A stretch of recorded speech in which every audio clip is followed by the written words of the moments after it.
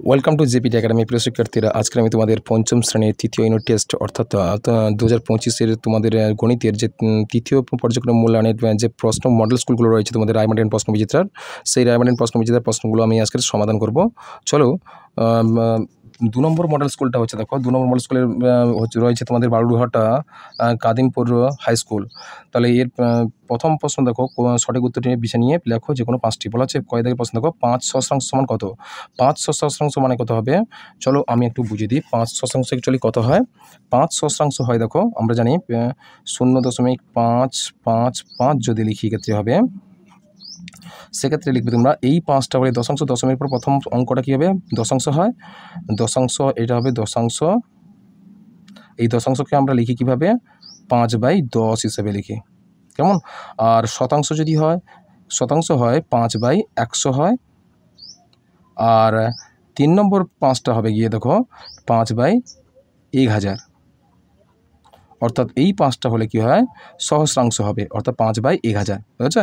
তো সঠিক উত্তর কোনটা হবে? তোমাদের হস্যের দাগের উত্তরটা সঠিক হবে, দেখো 5/1000। ঠিক আছে?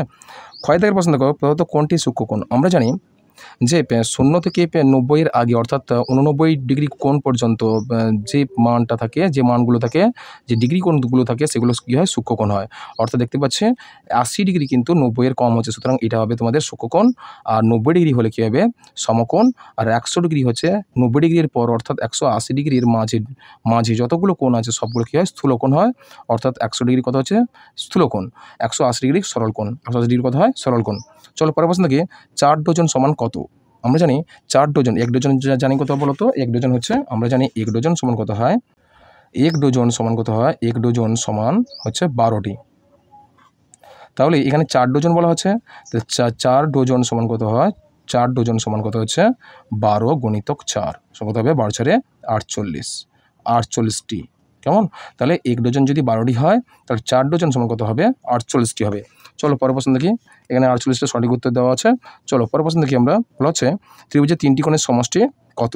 80 ডিগ্রি, না 90 ডিগ্রি, না 100 ডিগ্রি, না 180 ডিগ্রি?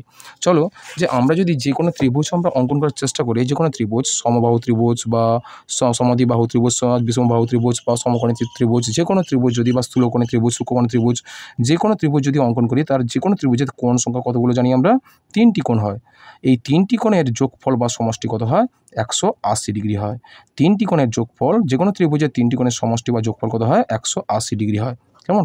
চলো পরের প্রশ্ন দেখি। এখানে অপশানটাও সঠিক দেওয়া আছে, 180 ডিগ্রি। পরের প্রশ্ন দেখো, ব্যাসার্ধের অর্ধেক, দ্বিগুণ, 3 গুণ, না 4 গুণ? এর সঠিক উত্তর হবে দ্বিগুণ হবে। কীভাবে? দেখো, আমরা যদি একটা বৃত্ত অঙ্কন করি, সেই বৃত্তের কেন্দ্র বরাবর যে জায়গাটা অঙ্কন করব, সেই জায়গাকে আমরা কী বলি? ব্যাস বলি। কী বলি? ব্যাস বলি। আর এই ব্যাসের অর্ধেককে কী বলা হয়? ব্যাসার্ধ। অর্থাৎ ব্যাসের এইটুকু অংশকে কী বলবো? এইটুকু অংশকে আমরা বলবো কি? ব্যাসার্ধ বলবো। এইটুকু অংশ কী বলবো? ব্যাসার্ধ বলবো। তাহলে আমরা জানি ব্যাসার্ধ হয় বিন্দু থেকে অর্ধেক। বিন্দু থেকে বা কেন্দ্রবিন্দু থেকে পরিধি পর্যন্ত যেটুকু অংশ থাকে, সেইটুকু অংশকে আমরা কী বলি? ব্যাসার্ধ। এই ব্যাসার্ধ হয় এই ব্যাসের অর্ধেক। ব্যাসটা যদি কেন্দ্র বরাবর জ্যার যদি সম্পূর্ণ দৈর্ঘ্য হয়, তার অর্ধেক কী হয়? ব্যাসার্ধ হয়। অর্থাৎ এখানে কী বলা হচ্ছে? ব্যাস হয় কি না, ব্যাসার্ধের দ্বিগুণ। ব্যাসার্ধের দ্বিগুণ হলে কি হয়? ব্যাস হবে। যদি দেখো ব্যাসার্ধ এইটুকু অংশ, অর্থাৎ কেন্দ্র থেকে পরিধি পর্যন্ত যেটুকু রেখার দৈর্ঘ্য বলি, ধরো এইটুকু রেখার দৈর্ঘ্য যদি ধরো 5 সেমি বলা হয়, 5 সেমি যদি বলি, সেক্ষেত্রে ব্যাসার্ধ, দেখো ব্যাসার্ধ যদি 5 সেমি হয়, তাহলে ব্যাস কত হবে? ব্যাস সমান কত হবে? 5 × 2, দ্বিগুণ, অর্থাৎ 2 গুণ করবে। ব্যাসার্ধের সঙ্গে 2 গুণ করলে সর্বদা কী হয়? ব্যাস পাই আমরা। ব্যাসার্ধকে যদি আমরা 2 গুণ করি, সেক্ষেত্রে কী পাবো? ব্যাস পাবো। সমান কত হবে? 10 হবে। আর ব্যাস পাবো কীভাবে? ব্যাস পাবো কী করে? ব্যাসার্ধের সঙ্গে যদি 2 গুণ করি, ব্যাস পাচ্ছি। আর আর যদি ব্যাসকে যদি আমরা 2 দিয়ে ভাগ করি, কী পাবো? ব্যাসার্ধ পাবো। ব্যাসকে আমরা 2 দিয়ে ভাগ করলে কী পাবো? ব্যাসার্ধ পাবো। আর ব্যাসার্ধকে আমরা 2 দিয়ে গুণ করলে কী পাবো? ব্যাস পাবো। কেমন? ব্যাসার্ধকে যদি বলে ব্যাসার্ধ হলে কী হবে? ব্যাসার্ধ সমান কী হবে? ব্যাসার্ধ সমান কী হবে? ব্যাস বাই 2। আর ব্যাস কত হবে? ব্যাস হবে গিয়ে সমান কত হবে, যে ব্যাসার্ধ গুণিতক 2। কেমন? এইটুকু সূত্র তোমরা সবসময় মনে রাখবে। চলো পরের প্রশ্ন দেখি আমরা। পরের প্রশ্ন কী বলা আছে, 5 টাকা সমান কত পয়সা? আমরা জানি 1 টাকা সমান 100 পয়সা হয়, আর 5 টাকা সমান কত হবে, 500 পয়সা। দুটি বিন্দু দিয়ে কতগুলি সরলরেখা অঙ্কন করা যায়? দুটি বিন্দু দিয়ে একটি মাত্র সরলরেখা অঙ্কন করা যায়, একটি। যদি দুটি বিন্দু যদি আমরা দিই, এখান থেকে শুধুমাত্র একটি সরলরেখা অঙ্কন করা যাবে। পরের প্রশ্ন দেখো, ঘনবস্তুর মাত্রাগুলো কত হয়? 3টি হয়। ঘনবস্তুর মাত্রা কত হয়? 3টি হয়। দৈর্ঘ্য, প্রস্থ, উচ্চতা, 3টি একক থাকে বা 3টি মাত্রা থাকে। ঘনবস্তুর যে কোনো ঘনবস্তুর মাত্রা হয় 3টি, দৈর্ঘ্য, প্রস্থ, উচ্চতা। অর্ধেক সমকোণ সমান কত ডিগ্রি? অর্ধেক সমকোণ আমরা জানি এক সমকোণ সমান কত হয়, 90 ডিগ্রি হয়। এক সমকোণ যদি 90 ডিগ্রি হয়, তাহলে অর্ধেক সমকোণ বলা হচ্ছে এক সমকোণ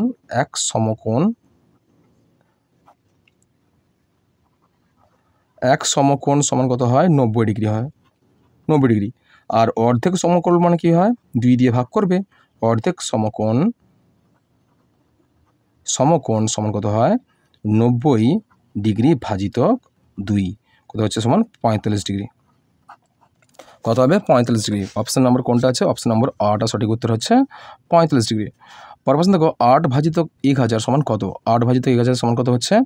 দেখো 8কে যদি আমরা 1000 দিয়ে ভাগ করি, সেক্ষেত্রে হবে, দেখো আমরা যদি 8কে যদি 1000 দিয়ে ভাগ করি, সেক্ষেত্রে হবে 8 ভাজিতক 1000 সমান কত হচ্ছে? আমরা যদি 8কে যদি 1000 দিয়ে ভাগ করি, সেক্ষেত্রে কত হবে? এখানে একটা শূন্য দিয়ে শূন্য নিলাম, 8 নামলো।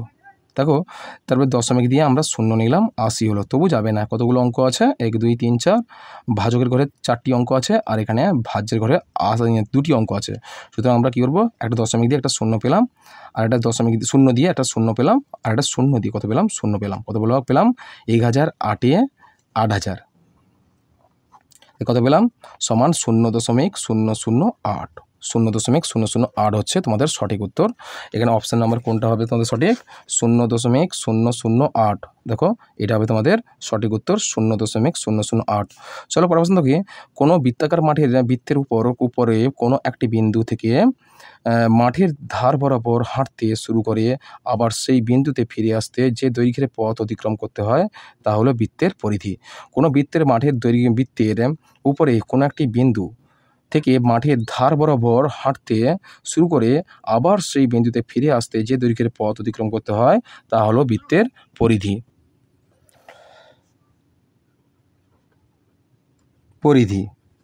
কেমন?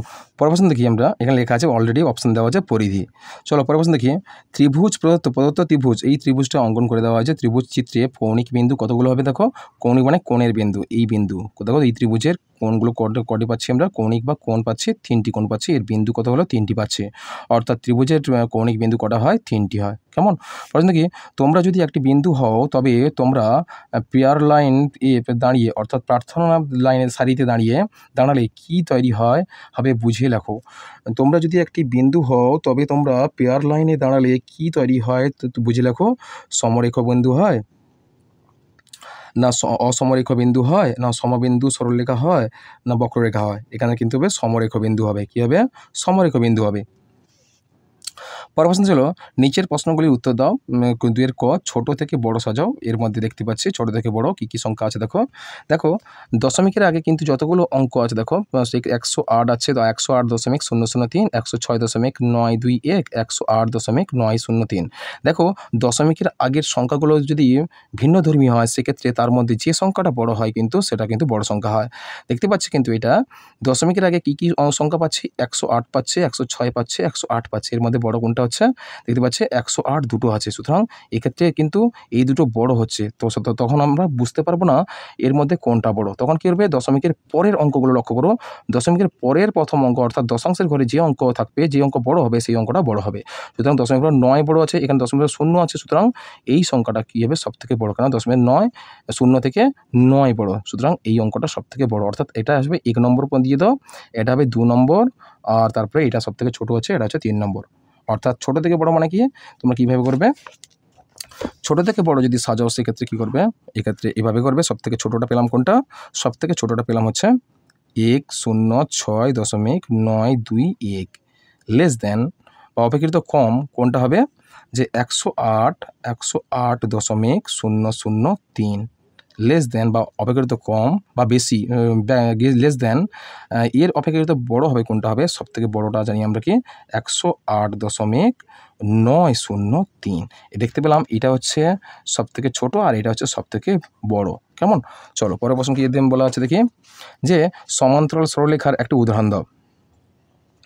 সমান্তরাল সরলরেখা যদি একটা উদাহরণ দিই, দেখো যে সমান্তরাল সরলরেখা একটা উদাহরণ দিই, যে দুটো রেখা যদি আমরা পরপর অঙ্কন করি একই ডিস্টেন্সে, দেখো সমান্তরালভাবে যদি পরপর দুটো রেখা অঙ্কন করি, তখন সেক্ষেত্রে কী হবে, এই দুটো কিন্তু কী হবে, সমান্তরাল সরলরেখা হবে। অর্থাৎ এটা যদি এ, এটা বি, এটা সি, এটা ডি দেবে, অর্থাৎ এই দুটো রেখা পরস্পর কী হয়, সমান্তরাল সরলরেখা। কেমন? আর এখানে বলা আছে সমান্তরাল সরলরেখার একটি উদাহরণ রেল লাইন হবে। সমান্তরাল সরলরেখার একটি উদাহরণ কী হবে, রেল লাইন লিখবে। সমান্তরাল সরলরেখার উদাহরণ হবে রেল লাইন। তারপরে দেখো ঘড়িতে বলা হচ্ছে, ঘড়িতে কটা বাজলে দুটি কাঁটার সমকোণ থাকবে দেখি। আমরা ঘড়ির কাঁটার সমকোণ জানি কি, ঘড়ির কাঁটার সমকোণ হয় কখন, যে সমকোণ কত ডিগ্রি হয়, 90 ডিগ্রি। 90 ডিগ্রি হয় সমকোণ।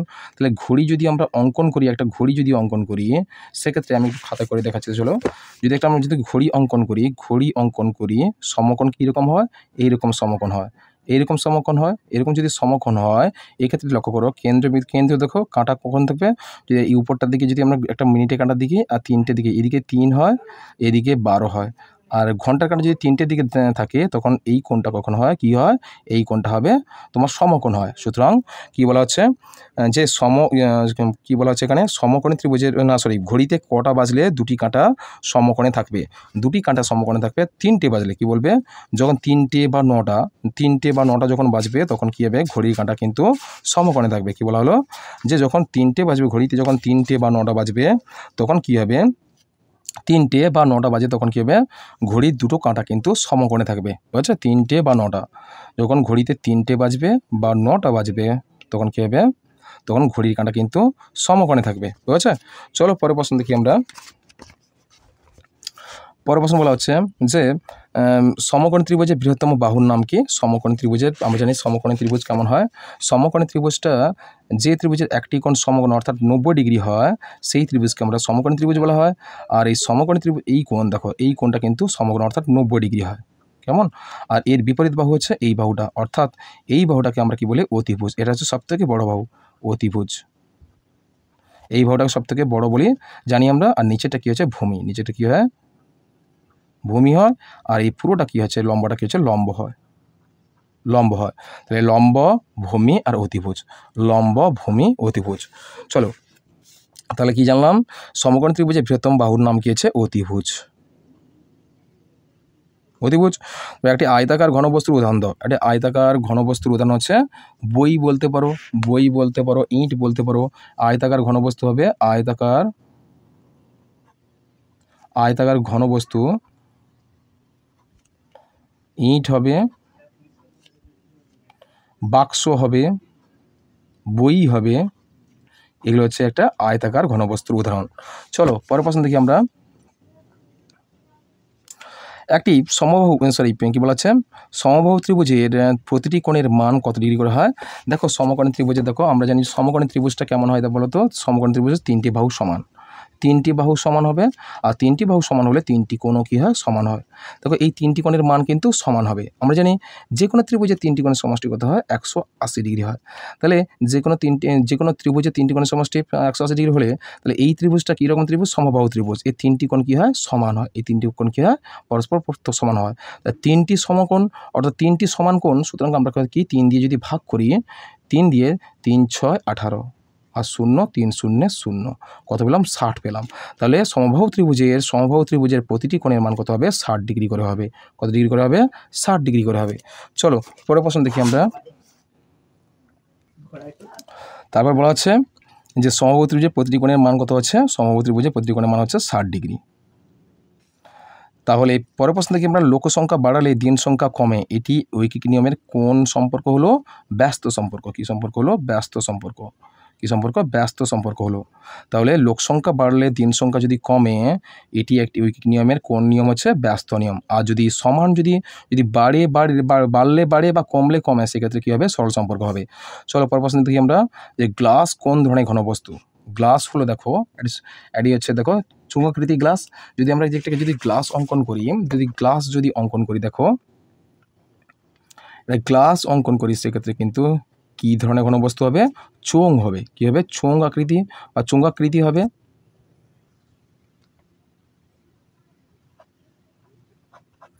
তাহলে কী হলো? চোঙাকৃতি। গ্লাস কী হলো? গ্লাস একটি চোঙাকৃতি।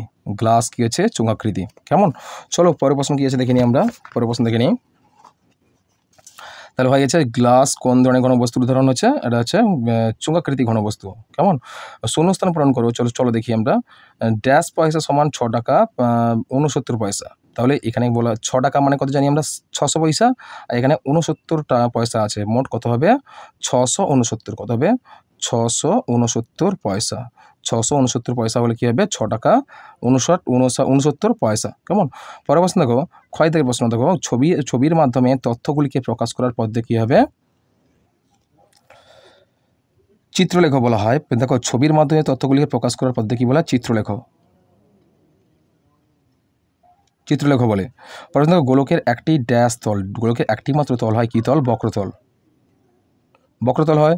প্রশ্ন ত্রিভুজ আঁকার জন্য যে কোনো দুটি বাহুর দৈর্ঘ্য সমষ্টি, যে কোনো দুটি বাহুর দৈর্ঘ্যের সমষ্টি তৃতীয় বাহু অপেক্ষা কী হবে? তৃতীয় বাহুর অপেক্ষা কী হবে? বৃহত্তর হতে হবে। কী হবে? ত্রিভুজ আঁকার জন্য যে কোনো দুটি বাহুর দৈর্ঘ্যের সমষ্টি তৃতীয় বাহুর দৈর্ঘ্য অপেক্ষা কী হবে? বৃহত্তর হবে। কী হবে? বৃহত্তর হতে হবে। প্রশ্ন দেখো, আয়তঘনের প্রতিটি তল তার পাশের তলের সঙ্গে ড্যাশ ডিগ্রি কোণে নত থাকে। আয়তঘনের প্রতিটি তল তার পাশের তলের সঙ্গে 90 ডিগ্রি কোণে থাকবে। 90 ডিগ্রি কোণে নত থাকবে। যদি একটি আয়তঘন লিখি অঙ্কন করি, দেখো এই আয়তঘন দেখি আমরা যদি আমরা একটা টিনের বাক্স বা ইঁট অঙ্কন করি বা জুতোর বাক্স ইত্যাদি যদি অঙ্কন করি, সেক্ষেত্রে কিন্তু তোমাদের সেই তল সংখ্যা কীরকম হবে দেখো। অর্থাৎ সেইগুলো একটা ঘনবস্তু, তলের কোণগুলো কিন্তু কী আকৃতি হবে? 90 ডিগ্রি কোণে নত থাকবে। কতগুলো তল পাচ্ছি? ধরো এটা আমরা একটা ইঁট অঙ্কন করলাম, এই ইঁটের তল সংখ্যা কতগুলো হলো? তল সংখ্যা কিন্তু 6টি হলো। 6টি তল। দেখো একটি তল আর অপর তলের সঙ্গে এই 1 নম্বর আর 2 নম্বর তলের সঙ্গে কী দেখো এই কোণগুলো কিন্তু সর্বদা সমকোণ, অর্থাৎ 90 ডিগ্রি কোণে নত থাকছে। তাহলে এখানে কী হবে? 90 ডিগ্রি কোণ হবে। প্রশ্ন, যে ত্রিভুজে 3টি বাহুর দৈর্ঘ্য অসমান তাকে কী বলা হয়? যে ত্রিভুজে 3টি বাহুর দৈর্ঘ্য অসমান তাকে ড্যাশ ত্রিভুজ বলা হয়? বিষমবাহু ত্রিভুজ বলা হয়। বিষমবাহু ত্রিভুজ বলা হয়। প্রশ্ন, পাড়ার ক্রিকেটে তুমি বল করলে, আম্পায়ার ড্যাশ ডিগ্রি কোণ করে 2 হাত প্রসারিত করে ওয়াইড দিলেন। কী হচ্ছে? পাড়ার ক্রিকেটে তুমি বল করলে আম্পায়ার কিন্তু যখন ওয়াইড হয় তখন 2 হাত দুদিকে প্রসারিত করে, তখন যে ডিগ্রি কোণ হয় সেটা হচ্ছে 180 ডিগ্রি। কত হয়? 180 ডিগ্রি কোণ হয়। 180 ডিগ্রি কোণ করে 2 হাত প্রসারিত করে ওয়াইড দিলেন। 5 নম্বর ঘরটি পূরণ করো। দেখো 5 নম্বর ঘর কত হবে? দেখো এটা হচ্ছে লেস দেন অথবা সমান অথবা গ্রেটার দেন, সমান অথবা গ্রেটার দেন, সমান অথবা লেস দেন, সমান অথবা গ্রেটার দেন, সমান অথবা লেস দেন। এখানে কী হবে? সমান অথবা একটা গ্রেটার দেন আর লেস দেন, আর গ্রেটার দেন আর লেস দেন, আর এটা হবে গ্রেটার দেন আর সমান। এই চিহ্নটা হবে, বুঝেছো? এই চিহ্নটা হবে। চলো পরের প্রশ্ন দেখি আমরা। 4 প্রশ্ন, নিচের প্রশ্নগুলি উত্তর দাও, যে কোনো 5টি প্যাটার্ন দেখে বাকিটা পূরণ করো। কী বলা হচ্ছে দেখো, এখানে 1 যুক্ত 3 সমান কত? 4 সমান 2 গুণিতক 2 হচ্ছে। দেখি আমরা এখানে দেখতে পাচ্ছি যে দুদিকে সমান হচ্ছে, 2 দুগুণে 4 হচ্ছে, আর 1 সঙ্গে 3 যদি যোগ করে কিন্তু 4 হচ্ছে। এবার দেখো 1 যুক্ত 3 যুক্ত 5 হচ্ছে, এদিকে কত হচ্ছে? 1 যুক্ত 3 যুক্ত 5 হচ্ছে, আচ্ছা 5 3 8, এখানে 9 হচ্ছে, আর এখানে কিন্তু 9 আছে। কেমন? এখানে এ প্রান্তটা 9 হচ্ছে যোগ করলে, আবার এ প্রান্ত 3 3 9 হচ্ছে, সুতরাং 9-এর সমান হচ্ছে। আবার এইদিকে দেখো মাঝে 16 আছে, তাহলে 1 3 লক্ষ্য করো, 1 3 আর আমি 4 দিলাম, 4 3 7, এদিকে 8, আর এখানে 8 বসালাম। তাহলে এখানে কত হবে? 16 আছে।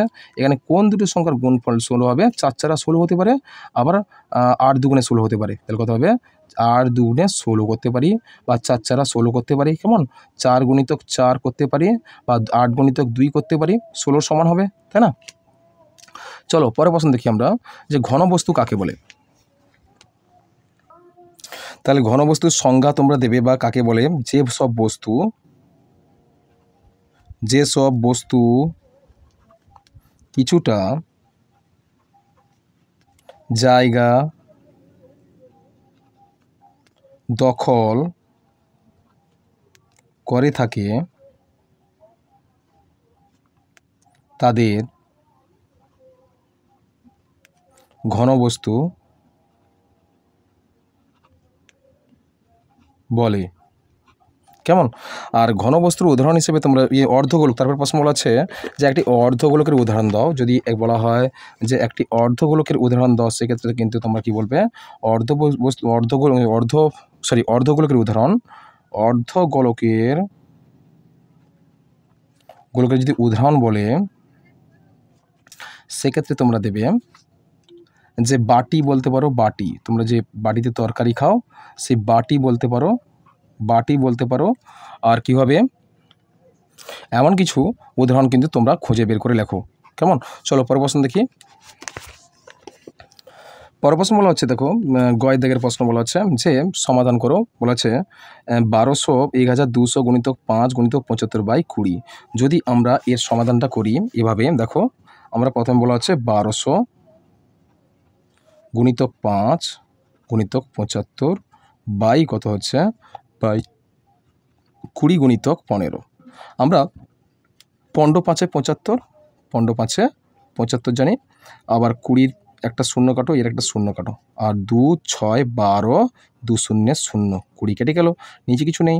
কত হলো 60 গুণিতক 5 গুণিতক 5। কেমন? 5 5 25 আর 25 6 কত হচ্ছে 150, অর্থাৎ 150 আর একটা শূন্য ছিল 1500। কত হবে 6 5 30, 30 5 5 3 15, 150 অর্থাৎ 1500, অর্থাৎ 1500 হবে। 1500 তোমাদের সঠিক উত্তর। চলো পরের প্রশ্ন দেখি। 2.75 টাকা সমান 2.5 টাকা সমান কত টাকা কত পয়সা? চলো আমরা দেখি যে 2.75 টাকা। দেখো প্রথমে বলা আছে 2.75 টাকা বলা হচ্ছে। টাকা, এখানে 2.75 টাকা মানে কত হবে জানি আমরা, 2 টাকা কত হচ্ছে 2 টাকা 75 পয়সা, 75 পয়সা। আবার বলেছে 2 টাকা 2.5 টাকা, 2.5 টাকা। আর 2.5 টাকা মানে কি হচ্ছে 2 টাকা 50 পয়সা। সমান যোগ করো, 5 করতে 5, 7 5 12 2 হাতে 1, আর 2 2 4 1 5, কত হচ্ছে 5 টাকা 25 পয়সা। কত হচ্ছে 5 টাকা 25 পয়সা। ঠিক আছে? 5 টাকা কত হচ্ছে 5 টাকা 25 পয়সা। এখানে 5 টাকা বসাবে আর এখানে 25 পয়সা বসাবে। প্রশ্ন হলো বাহু অনুযায়ী ত্রিভুজ কয় প্রকার ও কি কি? বাহু অনুযায়ী ত্রিভুজ, বাহু বেধে ত্রিভুজ হয় 3 প্রকার। বাহু বেধে ত্রিভুজ হয়, বাহু অনুযায়ী ত্রিভুজ 3 প্রকার। একটা হচ্ছে সমবাহু ত্রিভুজ, 2 নম্বর হচ্ছে সমদ্বিবাহু ত্রিভুজ, আর 3 নম্বর হচ্ছে বিষমবাহু ত্রিভুজ। বিষমবাহু ত্রিভুজ।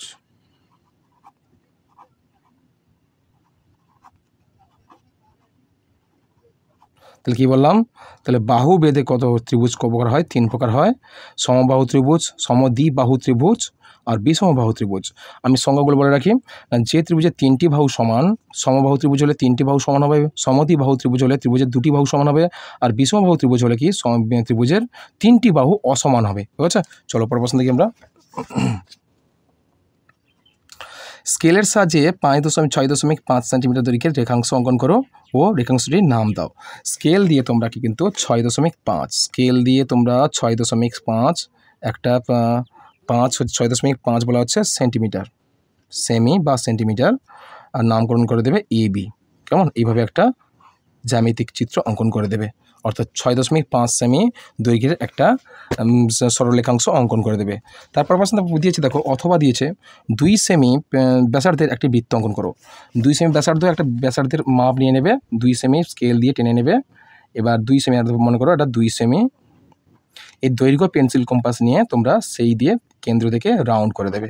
সেটা হবে 2 সেমি ব্যাসার্ধের কী হবে একটা বৃত্ত। চলো পরের প্রশ্ন কী বলা আছে, ঐকিক নিয়মের কতগুলি সম্পর্ক থাকে ও কী কী? ঐকিক নিয়মের দুটি সম্পর্ক থাকে, একটা হচ্ছে সরল সম্পর্ক, একটা হচ্ছে ব্যস্ত সম্পর্ক। ঐকিক নিয়মের কতগুলি সম্পর্ক থাকে? দুটি সম্পর্ক, একটি সরল সম্পর্ক আর কি ব্যস্ত সম্পর্ক। দুটি সম্পর্ক হয়ে গেছে। ঐকিক নিয়মে দুটি সম্পর্ক থাকে, একটি হচ্ছে সরল সম্পর্ক, একটা ব্যস্ত সম্পর্ক। ঠিক আছে, পরবর্তী দেখি আমরা সমকোণী ত্রিভুজের একটি কোণের মান 40 ডিগ্রি হলে সমকোণী ত্রিভুজ বলা আছে, যার যে ত্রিভুজের একটি কোণ সমকোণ অর্থাৎ 90 ডিগ্রি হয় আর অপর দুটি কোণ সূক্ষ্মকোণ। ঠিক আছে, তাহলে একটি কোণ 40 ডিগ্রি হলে অপর কোণটি কত হবে? অপর কোণ দুটির প্রত্যেকটির মান কত? দেখো সমকোণী ত্রিভুজের একটি কোণ, দেখো একটি কোণ সমকোণ হয়, যে ত্রিভুজের একটি কোণ সমকোণ সেই ত্রিভুজকে আমরা কী বলি? সমকোণ ত্রিভুজ বলি। তাহলে এই কোণ হচ্ছে 90 ডিগ্রি আর এই দুটো কোণ সূক্ষ্মকোণ হয়ে থাকে। তাহলে এই দুটি কোণ বলছে একটির কোণ 40 ডিগ্রি হলে অপর কোণ কত হবে? অপর কোণ দেখো এই দুটি কোণ যোগফল কিন্তু 90 ডিগ্রি হবে। আমরা জানি ত্রিভুজের তিনটি কোণ সমষ্টি 180 ডিগ্রি। এই কোণ যদি সমকোণ মানে 90 ডিগ্রি হয় আর এই কোণ 40 ডিগ্রি হলে এই কোণ কত হবে? আমরা 90-এর সঙ্গে কী করব?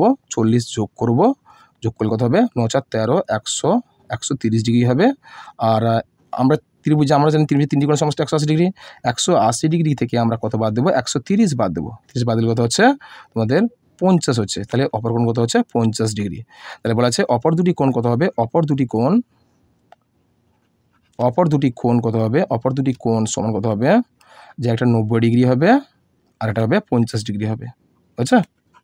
একটি কোণ সমকোণী ত্রিভুজের একটি কোণ 40 ডিগ্রি হলে অপর কোণ দুটি হবে 90 ডিগ্রি হবে। সমকোণ মানে কি? সমকোণী মানে একটি কোণ 90 ডিগ্রি, এই কোণটা 90 সমকোণ হবে অর্থাৎ 90 ডিগ্রি হবে। আর এই কোণের মানটা আমরা পেলাম কি? এই দুটোকে যোগ করে কি করলাম? 180 থেকে বাদ দিলাম। বাদ দিতে আমরা পেলাম কি? 50 ডিগ্রি পেয়েছে। একটি কোণ 90 ডিগ্রি হবে, অপর কোণ হবে 50 ডিগ্রি। চলো পরের প্রশ্ন দেখি আমরা। নিচের প্রশ্নগুলির উত্তর দাও। বলা আছে ফাঁকা ঘরগুলো পূরণ করো। শঙ্কুর উদাহরণ দাও। ধরো আইসক্রিম দাও, আইসক্রিম বা বরের টুপি আইসক্রিম।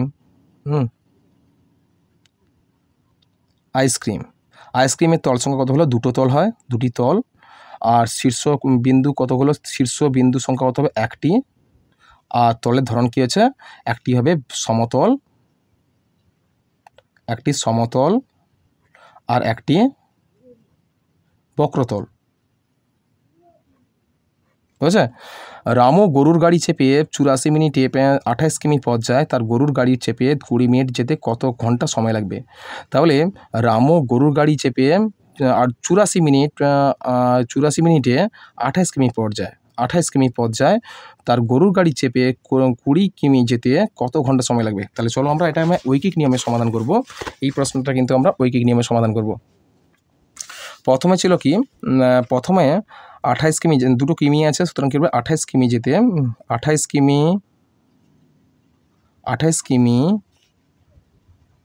পথ যেতে সময় লাগে 28 কিমি পথ যেতে সময় লাগে কত হবে? 84 মিনিট। কত বলেছে? 84 মিনিট। 84 মিনিট। এবার বলেছে তাহলে গরুর গাড়ি চেপে বলা আছে 20 মিনিট পথ যায় কত হবে? 20 কিমি পথ যেতে সময় লাগে কত হবে? এক্ষেত্রে তোমরা কী করবে? 84 থেকে আমরা যদি 1 কিমি এটা ধরি, প্রথমে আমরা ঐকিক নিয়ম করলে এটা আমরা 1 ধরি। 1 কিমি পথ যায় কত হবে? 84 বাই কত হচ্ছে? 28 মিনিটে। আর 1 কিমি পথ যেতে আর তারপর বলা আছে 20 কিমি পথ যেতে সময় লাগে কত হবে? সমান 84 বাই 28 গুণিতক 20। আমরা কী করব? 28 তিনে কত হয়? 28 তিনে 84 আর 3 গুণিতক 20 কত হবে? 20 তিনে কত হবে? 20 তিনে 40, 20 তিনে 60, কত হবে? 60 মিনিট। 60 মিনিট। তাহলে 28 কিমি পথ যায়, কী বলা আছে এখানে? প্রশ্ন বলা আছে যে রামু গরুর গাড়ি চেপে 84 মিনিটে 28 কিমি পথ যায়, তার গরুর গাড়ি চেপে 20 কিমি যেতে কত ঘন্টা সময় লাগবে? দিতে বলছে এখানে 60 মিনিট বেড়েছে। আর 60 মিনিট মানে কত জানি আমরা? 1 ঘন্টা। 1 ঘন্টা। তাহলে রামু 20 কিমি পথ যাবে গরুর গাড়িতে চেপে কত সময়ে 1 ঘন্টা যাবে? কি লিখবে তোমরা? যে অতএব 20 কিমি পথ যেতে 1 ঘন্টা সময় লাগবে। চলো পরের প্রশ্ন দেখি আমরা। আমাদের স্কুলের একটি ঘর তৈরি করতে 8 জন মিস্ত্রি 1 মাস সময় লেগেছে। একই রকম আরও একটি ঘর 24 দিনে শেষ করতে মোট কতজন মিস্ত্রি লাগবে? আরও কতজন মিস্ত্রিকে কাজে লাগাতে হবে সেটা তোমাদের হিসাব করে লিখতে হবে। তাহলে চলো অ্যান্সারটা করে ফেলি। প্রথমে কি লিখব? গণিতের ভাষায় সমস্যাটি হলো, গণিতের ভাষায় সমস্যাটি হলো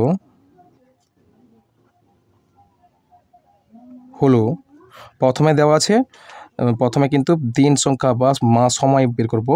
প্রথমে সময় কিসে আছে? দিনে প্রকাশিত সময় দিন।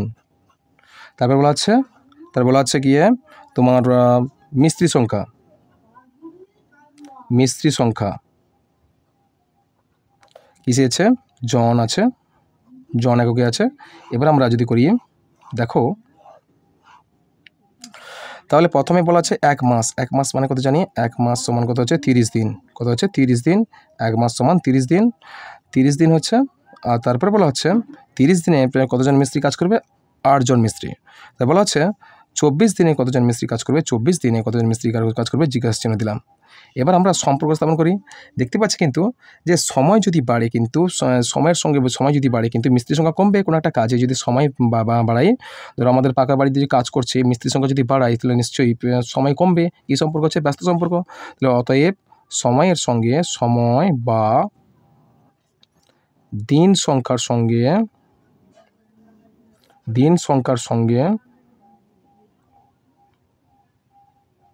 সঙ্গে মিস্ত্রি সংখ্যার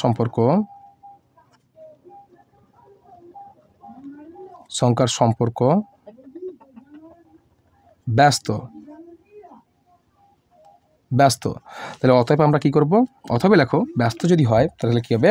এই দুটো সংখ্যা, প্রথম দুটো সংখ্যা গুণ করতে হবে আর নিচে 24 দিয়ে ভাগ করব। তাহলে কী করব? যে এখানে আমরা লিখব 30 দিনে 1 মাস বা 30 দিনের কাজ করে 8 জন মিস্ত্রি। তাহলে একদিনে কাজ করে কত হবে? 8 গুণিতক একদিনে কাজ করতে হলে মিস্ত্রির সংখ্যা বাড়বে, তাহলে গুণ করতে হবে। 30 গুণিত 8 গুণিতক 30। তাহলে আবার বলা হচ্ছে 24 জন যদি মিস্ত্রি কাজ করে, 24 দিনে কাজ করে কতজন মিস্ত্রি? 8 গুণিতক 30 বাই কত হচ্ছে? 24 জন মিস্ত্রি সমান কত হচ্ছে? আমরা কাটাকাটি করব। 8 3 24 আর 3 10 30, 10 হচ্ছে। কতজন মিস্ত্রি? 10 জন মিস্ত্রি। তাহলে 10 জন মিস্ত্রি লাগছে। তো 10 জন মিস্ত্রি যদি লাগে সেক্ষেত্রে অতএব লিখতে পারি যে আরও, দেখো তাহলে প্রথমে দুটো প্রশ্ন রয়েছে এখানে, শেষ করতে মোট কতজন মিস্ত্রি লাগবে? অতএব 24 দিনে শেষ করতে 10 জন লোক লাগবে।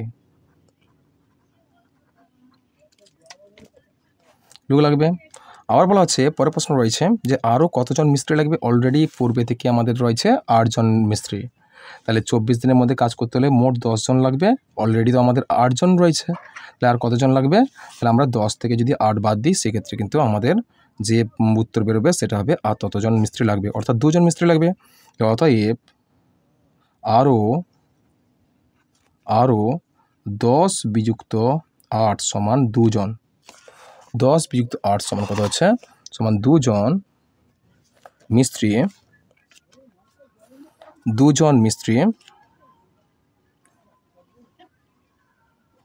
মিস্ত্রিকে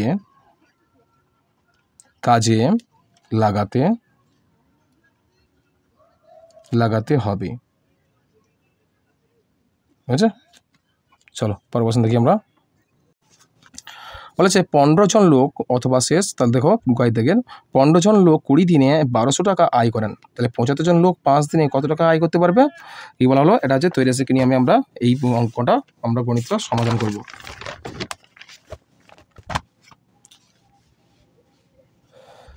তাহলে তৈরাসিক নিয়মে যদি আমরা করি অঙ্কটা, তাহলে এইভাবে করব।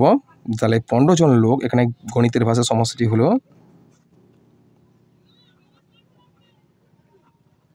গণিতের ভাষায় সমস্যাটি হলো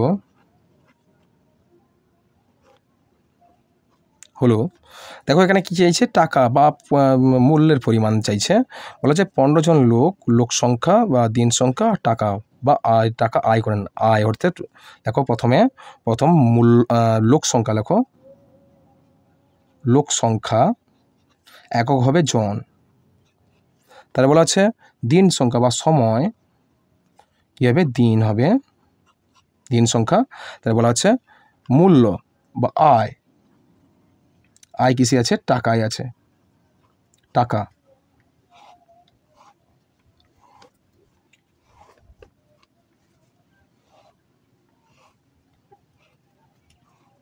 তাহলে দেখো প্রথমে বলা আছে 15 জন লোক 20 দিনে 1200 টাকা 1200 টাকা আয় করতে পারেন।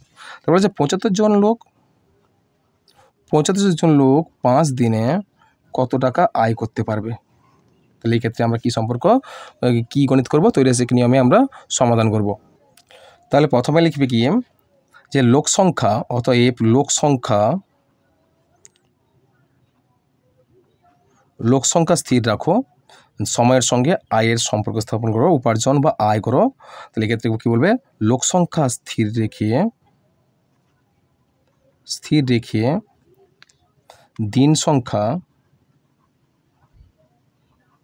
দিন সংখ্যা বাড়ালে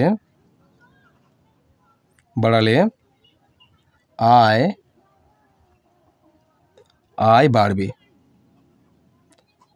কেমন? দেখো লোক সংখ্যা ধরো 15 জন লোক স্থির থাকলো, সময় যত বাড়বে কিন্তু আয় তত বাড়বে, আর আয় যত বাড়বে নিশ্চয়ই সময় বাড়াতে হবে। সুতরাং সময় কমলে কী হবে? আয় কমবে। সুতরাং কী সম্পর্ক হলো? বাড়বে। অর্থাৎ কী সম্পর্ক হলো? এই ক্ষেত্রে আমরা জানলাম বাড়লে কি হয়, এক্ষেত্রে কী হচ্ছে? দিন সংখ্যা বাড়লে সময় বাড়ছে, কী সম্পর্ক হবে? তাহলে সম্পর্ক এখানে পেলাম আমরা, সম্পর্ক কী হবে? সরল সম্পর্ক। কী হবে? সরল সম্পর্ক, সরল। ঠিক আছে? এরপর দেখো, এরপর দিন সংখ্যা স্থির রেখে দেখো এবার দিন সংখ্যা স্থির রাখবো। দিন সংখ্যা স্থির রেখে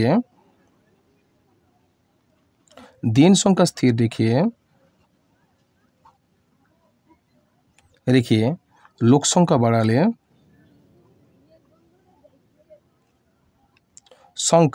বাড়ালে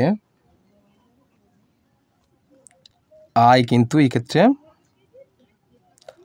ক্ষেত্রে বাড়ালে আয় কী হবে? আয় বাড়বে। সুতরাং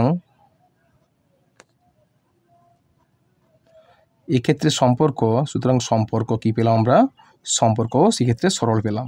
এখানে আয় যদি বাড়ে, লোক সংখ্যা বাড়ালে আয় বাড়বে। সুতরাং কী সম্পর্ক হবে? সরল সম্পর্ক। তাহলে আমরা দুটো সম্পর্ক স্থাপন করতে পেরেছি। এবার লিখবে ঐকিক নিয়মে আমরা নিয়মটা সম্পূর্ণ সমাধান করব। ঐকিক নিয়মে দেখো, ঐকিক নিয়মে যদি আমরা গণিতটা করি তাহলে প্রথমে কী করবে? 15 জন লোক লেখো, 15 জন লোক 20 দিনে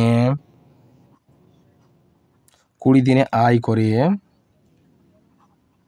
করে 1200 টাকা। কত টাকা? 1200 টাকা। তাহলে এক্ষেত্রে যদি 1200 টাকা হয় তাহলে একজন লোক লেখো, তারপরে 15 জন লোক দেখো, ওই 15 জন লোক একদিনে আয় করে, তাহলে কি হবে? আমরা কি করব? ভাগ করব। 1200কে 20 দিয়ে প্রথমে ভাগ করব। 1200কে 20 দিয়ে প্রথমে ভাগ করব, কেননা সময়ের সঙ্গে আয় প্রথমে সম্পর্ক স্থাপন করেছি। কী সম্পর্ক? সরল সম্পর্ক। সরল সম্পর্ক হলে কি হবে? 1200টা উপরে যাবে, আর নিচে কী হবে 20 হবে, বুঝেছে, 20 টাকা। তাহলে এই ক্ষেত্রে আমরা কী পেলাম, একটু কাটাকাটি করে দেবো, পরে কাটাকাটি করবো। তো চলো আবার একজন লোকের ক্ষেত্রে যদি দেখি, একজন লোক একদিনে আয় করে কত টাকা হবে, 1220, আচ্ছা 1200 টাকা বাই 20, 1200/20। তারপরে এখানে যে 15 আছে তোমরা কী করবে, এই 15 তোমরা ভাগ করবে, 15টা কী করবে, ভাগ। 15টাও যেহেতু সরল সম্পর্ক ছিল, নিচে কী হবে, নিচে সরল সম্পর্কে থাকবে দুটো মান, 15 থাকবে, 20 থাকবে, নিচে থাকবে, অর্থাৎ এই 15টা আর এই 20টা কি নিচে থাকবে সর্বদা। তাহলে কী পেলাম আমরা এখানে, এখন কাটাকাটি করবো না, কাটাকাটি একটু পরে করবো, শেষে করবো। তাই বলেছে, আবার যদি একজন লোক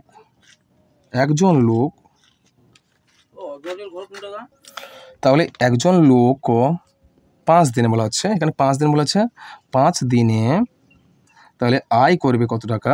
এক্ষেত্রে তোমরা কী করবে, 5 কিন্তু এক্ষেত্রে গুণ করবে, সমান 1200 গুণিতক 5/20 গুণিতক 15 টাকা। তাহলে এক্ষেত্রে আরেকটা মান আছে যে 75 আছে। তাহলে শেষে কী করবে না, 75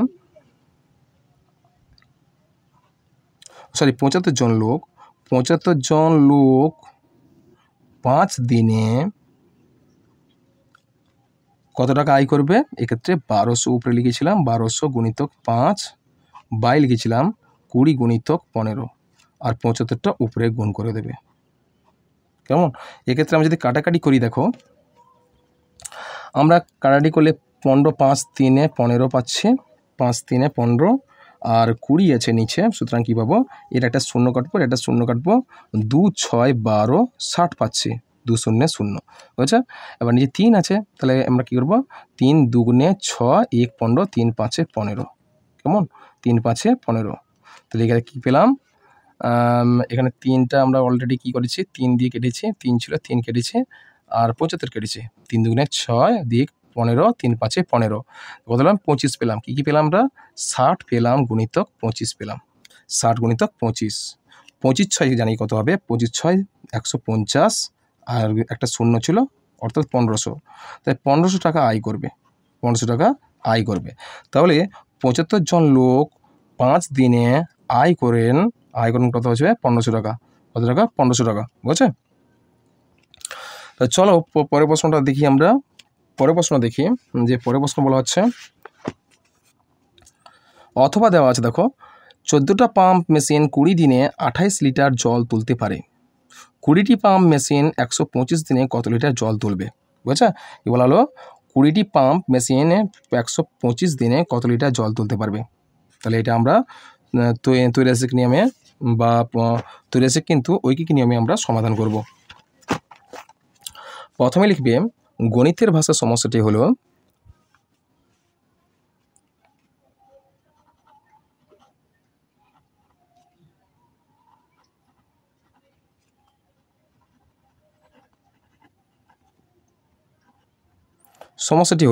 এখানে বলা হচ্ছে প্রথমে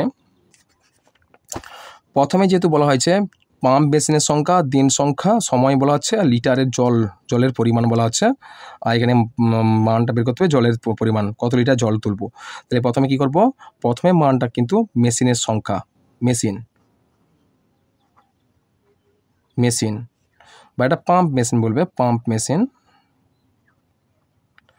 মেশিন এখানে সংখ্যা অর্থাৎ টি দেবে, টি। তারপর বলা আছে সময়, দিন সংখ্যা, সময় বলা হচ্ছে, এখানে দিনে দেবে, দিন সংখ্যা দেবে। তারপর বলা আছে জলের পরিমাণ লিটারে দেওয়া আছে, লিটার এককে দেওয়া আছে। তাহলে এই ক্ষেত্রে যদি আমরা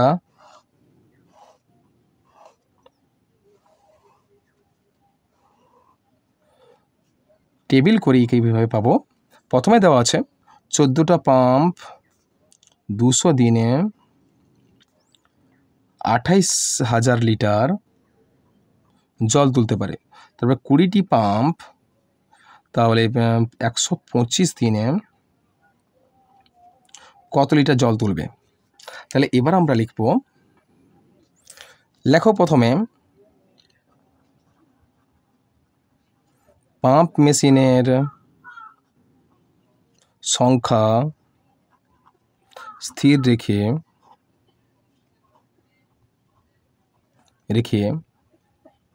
সময়ের সঙ্গে জলের পরিমাণের সম্পর্ক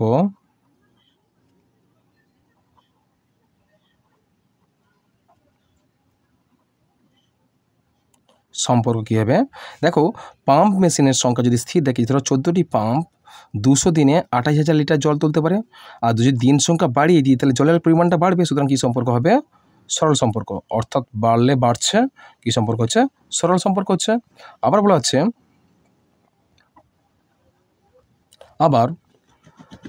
আবার যদি বলি, দেখো এখানে পাম্প মেশিন স্থির ছিল, সময়ের সঙ্গে জলের পরিমাণ আমরা তুলনা করেছি, সম্পর্ক স্থাপন করেছি।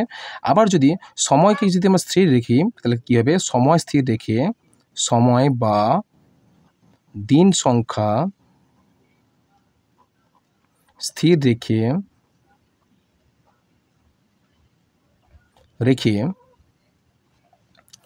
পাম্প মেশিনের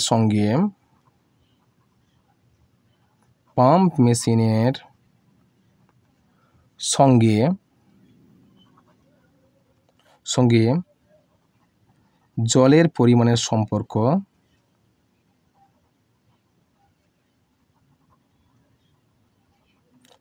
কী হবে? দেখো, আমরা যদি পাম্প মেশিনের সংখ্যা যদি সময় যদি স্থির রাখি, ধরো 200 দিনের মধ্যে আমরা যদি পাম্প সংখ্যা যদি বাড়িয়ে দিই তাহলে কী হবে? জলের পরিমাণ অলরেডি কী হবে? জলের পরিমাণ অলরেডি আরও দ্রুত ভরে যাবে, অর্থাৎ কমে যাবে। সুতরাং কী হবে? যদি এক্ষেত্রে আমরা যদি পাম্প মেশিনের সংখ্যা ওই 200 দিনের মধ্যে যদি আমরা পাম্পের সংখ্যা বাড়িয়ে দিই তাহলে সেক্ষেত্রে এই 200 দিনের মধ্যে আরও বেশি পরিমাণ জল তুলতে পারবে। তাহলে সেক্ষেত্রে আমরা কী করব? এই 20টা কিন্তু আমরা কি গুণ করব, অর্থাৎ এই ক্ষেত্রে কী সম্পর্ক হবে? সরল সম্পর্ক হয়ে যাবে। অর্থাৎ এক্ষেত্রে আমরা কী পাবো? সরল সম্পর্ক পাবো। সম্পর্ক কী আছে? অর্থাৎ এক্ষেত্রে পাম্পের সংখ্যা বাড়ালে কিন্তু জলের পরিমাণটাও বাড়বে, আর দ্রুত আরও বেশি পরিমাণ জল তুলতে পারবো। যদি 14টা পাম্প ছিল, 20টা পাম্প এসছে, আবার 20টা পাম্প মানে কি আরও বেশি পরিমাণ জল তুলতে পারবে। কী সম্পর্ক হবে? সরল সম্পর্ক। বুঝেছ? সম্পর্ক কী হবে? সরল সম্পর্ক। তাহলে পাম্প মেশিনের সঙ্গে জলের পরিমাণের সম্পর্ক কী হচ্ছে? সরল সম্পর্ক হচ্ছে। তাহলে চলো এবার আমরা কী করব? এবার আমরা সমস্যাটি ঐকিক নিয়মে সম্পূর্ণ করব। তাহলে চলো 14টা পাম্প লিখবে। অতএব প্রথমে 14টি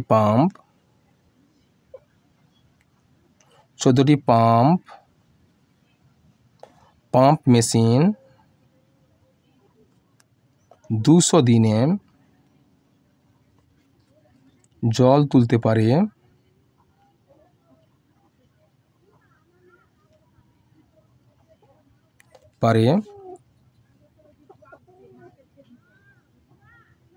28,000 লিটার।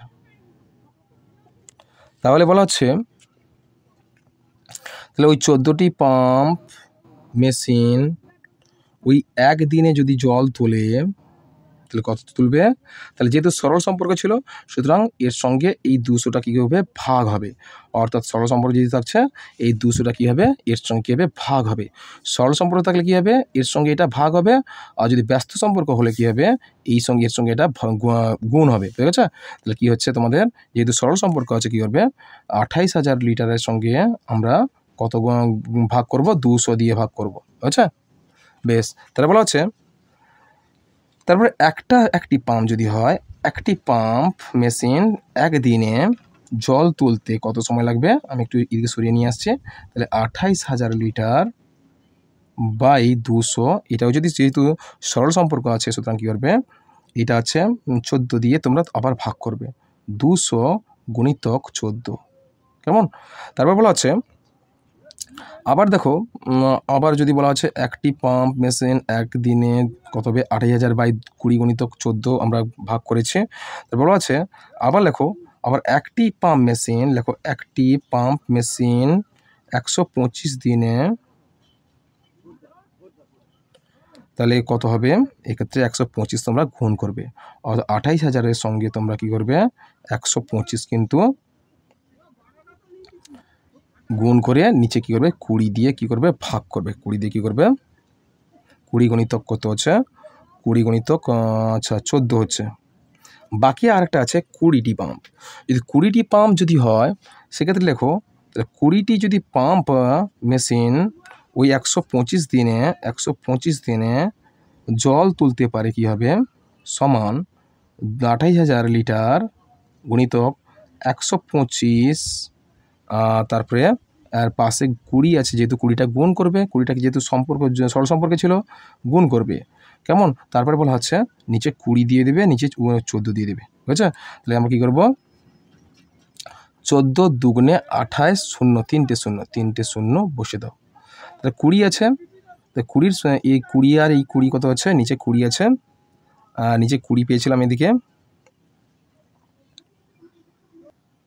সরি 20 না, এটা ছিল 200 ছিল, এটা 200 ছিল, আমি ভুলবশত 20 করে দিয়েছি, এটা 200 ছিল, কেমন 200 ছিল। তাহলে আমরা কি পেলাম, তাহলে 20 সঙ্গে আমরা দুটো শূন্য দেবো প্রথমে, যদি কাটার আগে এই দুটো শূন্য কেটে দিয়ে 200 দুটো শূন্য কাটবো, আর 28 দুটো শূন্য কেটে দেবো, তাহলে এখানেও দুটো শূন্য বাদ চলে যাবে। কত হলো আচ্ছা 2 হলো 2, আচ্ছা 20 সালে সরি 2 ছিল, এখন 14, তাহলে 14 দুগুণে 28 হলো, তাহলে দুটো শূন্য শূন্য হলো, ওটা 20 পড়ে থাকলো, তাহলে 14 দুগুণে 28 হয়েছে, আর 14 শূন্যে শূন্য হয়েছে, ঠিক আছে। এখানে 2 ছিল, তাহলে 2 10 কত হবে 2 10 20, 2 10 20 হয়েছে। তাহলে এখানে কত থাকলো, নিচে আর কিছু থাকলো না, উপরে কত থাকলো 10 গুণিতক 125 গুণিতক কত হচ্ছে 20।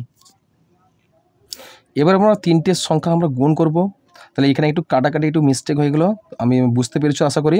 এখানে দুটো শূন্য কেটেছি, এখানে দুটো শূন্য কেটেছি, বাকি ছিল 280, তাহলে এখানে 14 ছিল, 14 দুগুণে 28, আর একটা শূন্য ছিল, 14 শূন্যে শূন্য কেটে দিয়েছি, আর উপরে কত ছিল 20 ছিল, আর নিচে কত ছিল 2 ছিল, 2 10 কত হয়েছে 20 কেটে দিয়েছি, তাহলে আর কিছু সংখ্যা থাকলো না। সুতরাং কী পেলাম আমরা 10 গুণিতক 125 গুণিতক কত হচ্ছে 20, 125 গুণিতক 20 কত পেলাম, তাহলে 125 10 কত হবে 1200, অর্থাৎ 1250 হবে, আর গুণিতক 20, তাহলে কত হবে 5 দুনে 125 দুনে কত হবে 250, 125 দুনে কত হবে 250 হবে 200, আচ্ছা 2000, আচ্ছা কত হবে 12 দুগুণে 24 হচ্ছে 2500, আর একটা শূন্য ছিল, একটা শূন্য বসে দিলাম, কত হলো 1250 সঙ্গে যদি আমরা 20 গুণ করি কত হচ্ছে 1250 দুনে কত হয় তোমার 2500 হয়, আর একটা শূন্য ছিল, একটা শূন্য বসিয়ে দিয়েছি, কত হচ্ছে 25,000 লিটার, কত লিটার 25,000 লিটার কিন্তু জল তুলতে পারবে, বুঝেছে।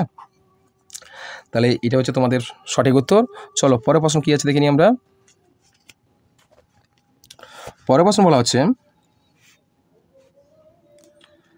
দেখো এখানে বলা হচ্ছে যে আমাদের স্কুলের পাম্পটা হয়ে গেছে, আমাদের স্কুলে 2011 সালের বার্ষিক পরীক্ষায় প্রথম থেকে পঞ্চম শ্রেণী পর্যন্ত গণিতের পাসের সংখ্যা নিচের চিত্রলেখ দ্বারা প্রকাশ করা হলো। প্রথম শ্রেণীতে গণিতের পাসের সংখ্যা কত হচ্ছে, এখানে বলা আছে পূর্ণবৃত্ত যদি হয় 10 জন ছাত্র হবে। এখানে কত হচ্ছে প্রথম শ্রেণীতে পড়ছে কতজন 1 2 3 30 জন, কতজন হবে 30 জন হবে, 30 জন হবে। বলছে দ্বিতীয় শ্রেণীতে পড়ে কত হবে হাফ মানে কত অর্ধেক, অর্থাৎ 5 জন হবে, তাহলে 30 আর 5 35 জন, কত হবে 35 জন। আর তৃতীয় শ্রেণীতে পড়ে কতজন 20 আর হাফ, অর্থাৎ 25 জন। আর নিচে হচ্ছে চতুর্থ শ্রেণীতে পড়ে কত 30 জন, আর পঞ্চম শ্রেণীতে পড়ে কত হবে 40 জন। আর উপরের চিত্রলেখ থেকে উত্তর লেখো, দেখো কোন শ্রেণীর ছাত্রছাত্রীরা বার্ষিক পরীক্ষায় গণিতের সবচেয়ে বেশি পাস করেছে, গণিতে বেশি পাস করেছে কত হবে পঞ্চম শ্রেণীর ছাত্ররা, পঞ্চম শ্রেণীর ছাত্ররা সব থেকে বেশিতে পাস করছে, পঞ্চম শ্রেণী এখানে লিখে দেবে, ওই থেকে পঞ্চম শ্রেণীর ছাত্ররা গণিতে বার্ষিক পরীক্ষায় সবচেয়ে বেশি পাস করেছে। অর্ধেকের প্রশ্ন দেখো কোন শ্রেণীর ছাত্রছাত্রীরা বার্ষিক পরীক্ষায় গণিতের সবচেয়ে কম পাস করেছে, দেখো এখানে কম হচ্ছে 25 হচ্ছে, এখানে কম হচ্ছে, অর্থাৎ তৃতীয় শ্রেণী, কী বলবে তৃতীয় শ্রেণী। দ্বিতীয় শ্রেণীর কতজন ছাত্রছাত্রী বার্ষিক পরীক্ষায় গণিতে পাস করেছে, দ্বিতীয় শ্রেণী কত বলা হচ্ছে, দ্বিতীয় শ্রেণী এটা হচ্ছে 35 জন। দ্বিতীয় শ্রেণীর কতজন ছাত্রছাত্রী বার্ষিক পরীক্ষায় গণিতে পাস করেছে, কতজন 35 জন, অর্থাৎ কতজন হবে 35 জন হয়েছে। তারপরে প্রশ্ন দেখো রকিয়া ও রিয়া একই মাপের দুটো ব্যাগ নিয়ে বাজারে গেছে। রকিয়া 10.925 কিগ্রা চাল আর 0.775 কিগ্রা ডাল ও 1 কিগ্রা চিনি কিনেছে। রিয়া 8.773 কিগ্রা চাল, 1.125 কিগ্রা ডাল ও 3 কিগ্রা ময়দা কিনেছে। কার ব্যাগ কত বেশি ভারী?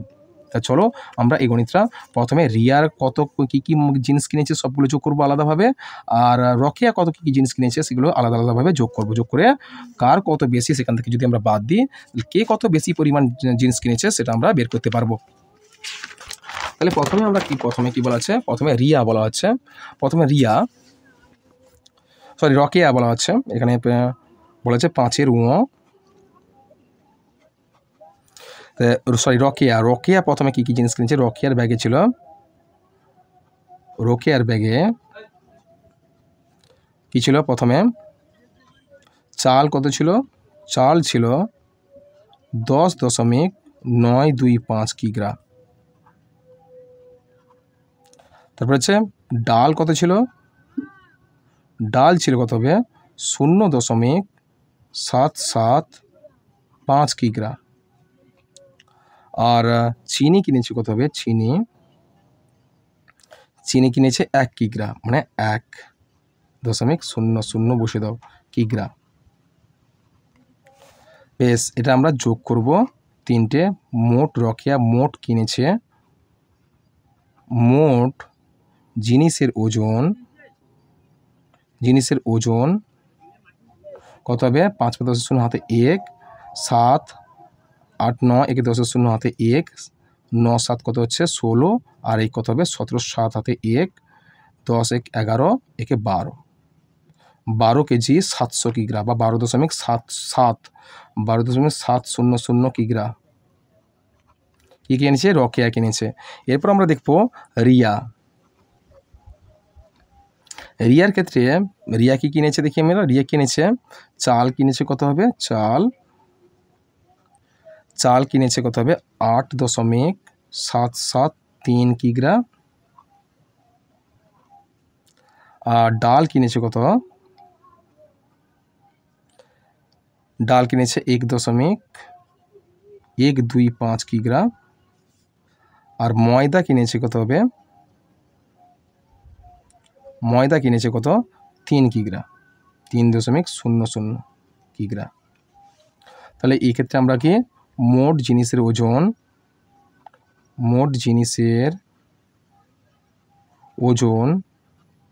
কত হচ্ছে? 5 3 8, 7 8 9, 7 একে 8 একে 8.8 একে 9 9 3 12। আচ্ছা, 12 কিগ্রা। তা রিয়া কিনেছে, দেখো রিয়া কিনেছে আর রকেয়া কিনেছে, দেখো কার বেশি বলো তো? এ কিনেছে 12 কেজি 700 কিগ্রা আর 12 কেজি 700 গ্রাম, আর এ কিনেছে 12 কেজি 898 গ্রাম। তাহলে কার ব্যাগ বেশি ভারী হবে বলো তো? আমরা দেখতে পাচ্ছি রিয়ার ব্যাগ বেশি ভারী হবে। এ 898 গ্রাম, এ 700 গ্রাম। সুতরাং এক্ষেত্রে দেখতে পাচ্ছি রিয়া বেশি ওজনের জিনিস কিনেছে। দেখো অতএব রিয়া বেশি ওজনের জিনিস কিনেছে। তাহলে কত বেশি? দেখো তাহলে আমরা কি কত বেশি হলে কী হবে? রিয়ার ব্যাগের মোট ওজন থেকে রকেয়ার ব্যাগের মোট ওজন আমরা যদি বাদ দিই, সেক্ষেত্রে রিয়া কত বেশি ওজনের ভারী জিনিস কিনেছে সেটা আমরা বের করতে পারবো। তাহলে প্রথমে আমরা কী করব? রিয়ার ওজনের কত ছিল? রিয়া ছিল 12.898 কিগ্রা থেকে আমরা রকেয়ার মোট ব্যাগের ওজন ছিল 12.700 কিগ্রা। আমরা বাদ দিলে কি পাবো? আমরা 8 থেকে 0 বদলে 8, 9 থেকে 0 বদলে 9, 8 থেকে 7 বদলে 1.0 কিগ্রা হলো 0.198 কিগ্রা ওজনের বেশি। দেখো কার ব্যাগ? রিয়ার বেশি ওজনের জিনিস কিনেছে, অর্থাৎ রিয়ার ব্যাগ, অতএব রিয়ার ব্যাগ 0.198 কিগ্রা ওজনের বেশি বেশি জিনিস কিনেছে বা 0.198 কিগ্রা বেশি ভারী। তাহলে রিয়ার ব্যাগ 0.198 কিগ্রা বেশি ভারী, এইরকম দিতে পারো। কেমন? চলো পরের প্রশ্ন দেখি আমরা। পরের প্রশ্ন বলা আছে, দেখো, একটি বৃত্ত অঙ্কন করে তাতে প্রদত্ত অংশগুলি চিহ্নিত করো। দেখো, কেন্দ্র, ব্যাস, ব্যাসার্ধ আর জ্যা। দেখো, আমরা যদি একটা বৃত্ত অঙ্কন করি, এক্ষেত্রে দেখো, আমি পেন্সিল করছি না, পেনে কে দেখাচ্ছে 5 দাগের ছ। একটা যে বৃত্ত অঙ্কন করি, বৃত্তের কেন্দ্রটা কী হবে? আমাদের পেন্সিল কম্পাসের কাঁটা যেখানে থাকবে এটা হচ্ছে কেন্দ্র। তাহলে এখানে কেন্দ্র হচ্ছে, এটা কেন্দ্র।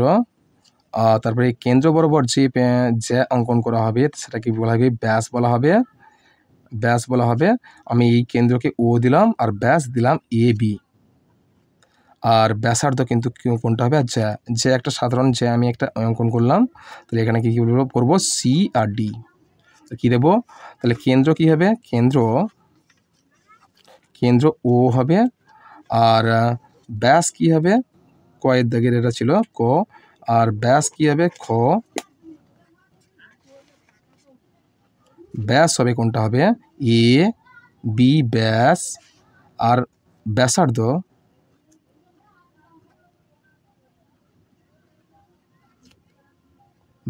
কী হবে? ব্যাসার্ধ 0B বা A0। আর ঘ কি হচ্ছে? ঘ জ্যা কী হবে? জ্যা হবে সমান সিডি। সিডি হবে জ্যা। চলো পরের প্রশ্ন দেখি আমরা। পরের প্রশ্ন হচ্ছে, দেখো, 6 দাগের অঙ্কের মজা। তুমি মনে মনে যে সংখ্যায় ধরে যোগ, বিয়োগ, গুণ ও ভাগ করো না কেন, তার উত্তর কত হবে তা আমি আগে থেকেই জানি। তা হবে 142। যদি বিশ্বাস না হয় করে দেখো। তাহলে মনে করো একটি সংখ্যা ধরো। তাহলে কী বলা আছে? যে অঙ্কের মজার বলা আছে, তুমি মনে যে সংখ্যায় ধরে যোগ, বিয়োগ, গুণ ও ভাগ করো না কেন, তার উত্তর কত হবে তা আমি আগে থেকেই জানি। তা হবে 142। যদি বিশ্বাস না হয় করে দেখো। মনে একটি সংখ্যা ধরো, তাহলে সেখান থেকে আমরা কী করবো? সংখ্যাটির সঙ্গে তারপরের সংখ্যা যোগ করো। তাহলে যোগ করা আছে সংখ্যাটা ধরো, এটা একটা সংখ্যা ধরলে তার সঙ্গে একটা সংখ্যা যোগ করার পর কত হচ্ছে সেটা কিন্তু তোমরা লিখে ফেলবে। যোগফল যা হবে তার সঙ্গে 283 যোগ করো। 283 যোগ করলাম, তার সঙ্গে 283 যোগ করলাম। যোগ করে কী হবে? ওই যোগফলেরকে 2 দিয়ে ভাগ করো। 2 দিয়ে ভাগ করলে কত হবে? তাহলে ভাগফল, তাহলে কী হবে? ভাগফল এখানে লিখবে। তারপর সেই ভাগফল থেকে তুমি আগে মনে যে সংখ্যাটি ধরেছিলে তা বিয়োগ করো। তা যে সংখ্যাটি মনে ধরেছিলে আর বিয়োগ করে দাও। বিয়োগফল হবে, উত্তর হবে কত হবে? 142। উত্তর হবে কত? 142। তোমরা এইভাবে প্র্যাকটিস করো। এটা আমি এটা করছি না, তোমাদের জন্য এটা থাকবে। সবগুলো যদি করে দিই কিন্তু এটা কিন্তু তোমাদের ক্ষেত্রে অসম্পূর্ণ থেকে যাবে। অবশ্যই এটা খুব মজার যে অঙ্ক, এটা তোমরা নিজেরা করার চেষ্টা করবে। কেমন? তাহলে মনে একটি সংখ্যা ধরে তোমরা লিখবে, একটা সংখ্যাটা লিখে ফেলো। তাই সংখ্যাটির সঙ্গে তার পরের সংখ্যা যোগ করবে। অর্থাৎ ধরো তোমার সংখ্যাটা যদি ধরলে 43, তার সঙ্গে কী যোগ করবে? 1 যোগ করো। যোগ করলে কত হবে? 42 হবে। বা যোগফল যা হবে তার সঙ্গে 283 যোগ করো। 283 যোগ করলাম, তাহলে যে সংখ্যাটি হবে 44 ছিল বা 43 ছিল, 43 সঙ্গে আমরা 283 যোগ করলাম। যোগফল যা হবে এখানে কিন্তু ওই যোগফলকে 2 দিয়ে ভাগ করো। ভাগ করলাম, ভাগফলকে আমরা কী করলাম? আবার 2 দিয়ে যে ভাগফল হবে সেই তারপর সেই ভাগফল থেকে তুমি আগে মনে যে সংখ্যাটি ধরেছিলে তা বিয়োগ করে দাও। যে সংখ্যাটি মনে ধরেছিলে সেই সংখ্যাটি বিয়োগ করে দাও। বিয়োগ করলে উত্তর কত হবে? 142 হবে। এই গণিতটা তোমরা অবশ্যই তোমাদের জন্য দিলাম, অবশ্যই তোমরা প্র্যাকটিস করবে। চলো এর পরের প্রশ্ন কী আছে দেখে নিই আমরা। তাহলে চলো পরের প্রশ্ন দেখি আমরা। পরের প্রশ্ন বলছে 5 বর্গজ সমাধান করো। দেখো এই টেবিলটা দেওয়া আছে। দেখো এখানে ঠিক কীরকম কী দেওয়া আছে ভালো করে একটু মন দিয়ে দেখো। 74 থেকে কত বিয়োগ করলে 21 হবে? তাহলে 74 থেকে কত বিয়োগ করবো আমরা? দেখি আমরা 74 থেকে যদি আমরা 21 বাদ দিই, 74 থেকে যদি 21 বাদ দিই কত হচ্ছে? 3 হচ্ছে আর 5 হচ্ছে 53। এটি কত হবে? 53 হবে। কত হবে? 53। তাহলে 74 থেকে 53 যদি বাদ দিই 21 হচ্ছে। এবার দেখতে পাচ্ছি এখানে 23 হচ্ছে। 53 থেকে কত বাদ দিলে 23 হবে? তাহলে এখানে 53 থেকে আমরা 23 বাদ দেবো। 23 বাদ দিচ্ছে। তাহলে 53 থেকে যদি আমরা 23 বাদ দিই কত হবে? 3 থেকে 3 বাদ দিলে কত হচ্ছে? 0। আর 5 থেকে 2 বাদ দিলে কত হবে? 3। 30 হচ্ছে। এখানে কত হবে? 30। 53 থেকে যদি 30 বাদ দিই কত হচ্ছে? 23 হচ্ছে। এটাকে লক্ষ্য করো যে 23 কোনো একটা সংখ্যা থেকে 23 বাদ দিলে কত হবে? 23 হবে। কত হবে? 23 23 তোমরা যোগ করে দেবো, 3 3 6 আর কত হচ্ছে 2 2 4 46, কত হচ্ছে 46, 46 হচ্ছে 46, 46 থেকে যদি আমরা 23 বাদ দিই কত হচ্ছে? 23 হচ্ছে, বুঝছো? এবার 46 হবে, দেখো 74 থেকে কত বাদ দিলে 46 হবে? আমরা 74 থেকে কত বাদ দেবো? 46 বাদ দেবো, কত হচ্ছে? 4 থেকে 6 বাদ যায় না, এক ধার করো। দেখো আমি একটু ছবিটা মিস্টেক হয়ে গেছে, দেখো 14 থেকে 6 বাদ দাও, 14 থেকে 6 বাদ দিলে কত হচ্ছে? 14 থেকে যদি আমরা 6 বাদ দিই কত হচ্ছে? এখানে হচ্ছে 14 থেকে 6 বাদ দিলে 8, আর এখানে কত হচ্ছে? এখানে হচ্ছে 7, এখানে কত হচ্ছে? 7, 7 থেকে যদি আমরা 7 না, এখানে 6 আছে, 6 থেকে 4 বাদ দিলে 2, এখানে কত হচ্ছে? 28, 28। তাই 74 থেকে যদি 28 বাদ দিই কত হচ্ছে? 46 হচ্ছে, ঠিক আছে? সম্পূর্ণ কী কী পেলাম আমরা? এখানে এখানে 53 পেয়েছি, 28 পেয়েছি, 46 পেয়েছি, 53 পেয়েছি। কী উত্তর পেলাম আমরা? 28, 46 আর 53 আর 30, ঠিক আছে? কী সংখ্যা পেলাম? তাহলে 28, 46, 53, 30। তাহলে প্রথমে 28 থেকে 74 থেকে 3 53 বাদ দিয়েছি, কত হচ্ছে? 21। কী করে করলাম? প্রথমে 74 থেকে যদি আমরা 21 বাদ দিই কত হচ্ছে? 53, আর তারপরে বলা হচ্ছে এবার 53 থেকে যদি 23 বাদ দিই কত হচ্ছে? 30, আবার 23 আর 23 যোগ করলে 46 হচ্ছে, আবার 74 থেকে যদি 46 বাদ দিই কত হচ্ছে? 28। কী পেলাম? 28, 46, 53, 30, ঠিক আছে?